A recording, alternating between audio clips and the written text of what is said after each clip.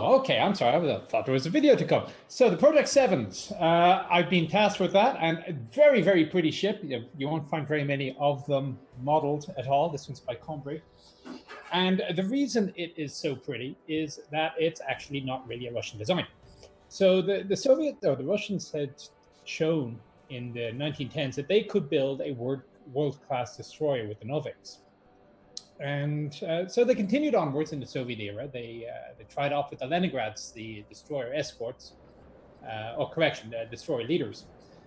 Very, very fast ships, but the program as a manufacturing system was a complete disaster.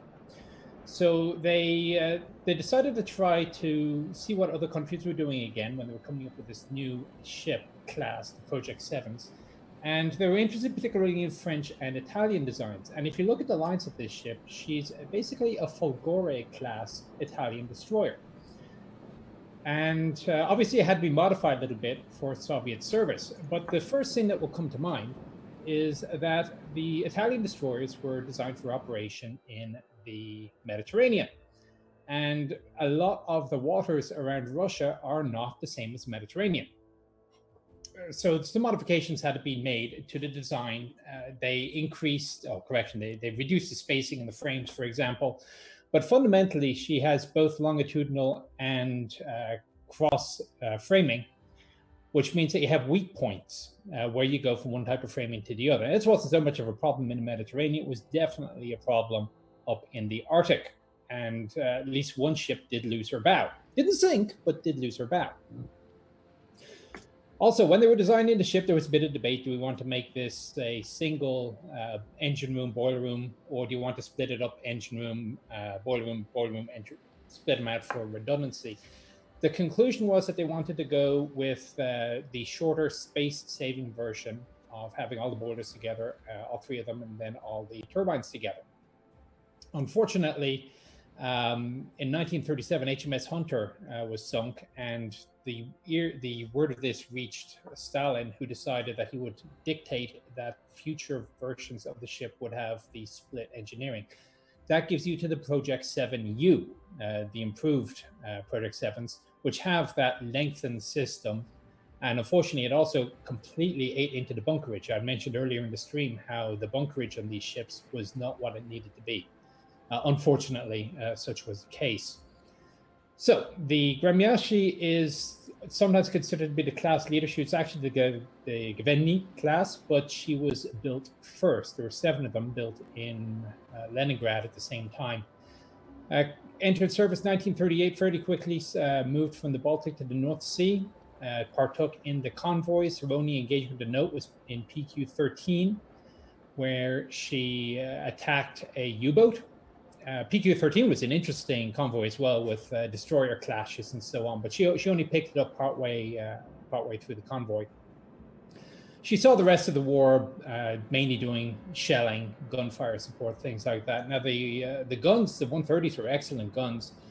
They also came with, and I had to look it up, a diving projectile. Now, unlike the typical round of 800 meters per second, this thing only fired at under 300 meters per second, had a range of about 3 kilometers. And its purpose was when it hit the water, it would dive.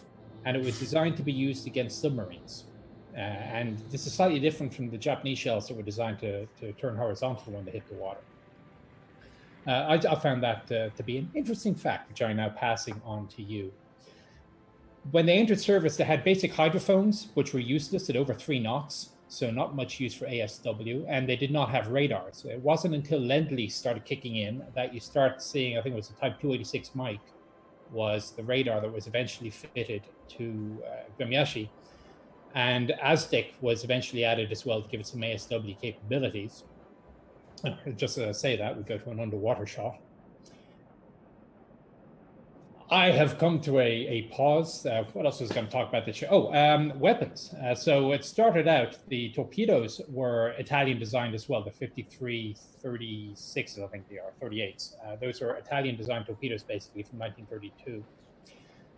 Weapons could include, they initially started with a modified 45mm anti-tank gun for anti-aircraft purposes, quickly changed to the 37mm automatics. Gremyashi herself would be found eventually with Browning caliber 50 twin mounts, together with, serving side by side, the Dushkas that they came equipped with as well.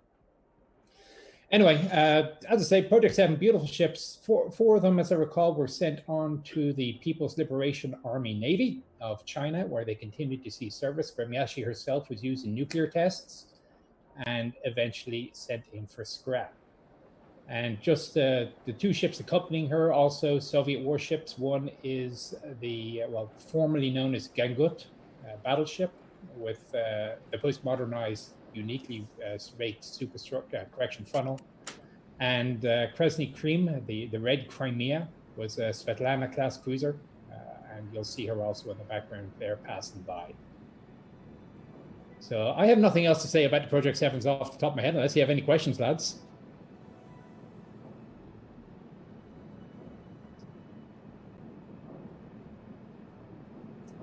And so, okay, let's move on to a video instead then.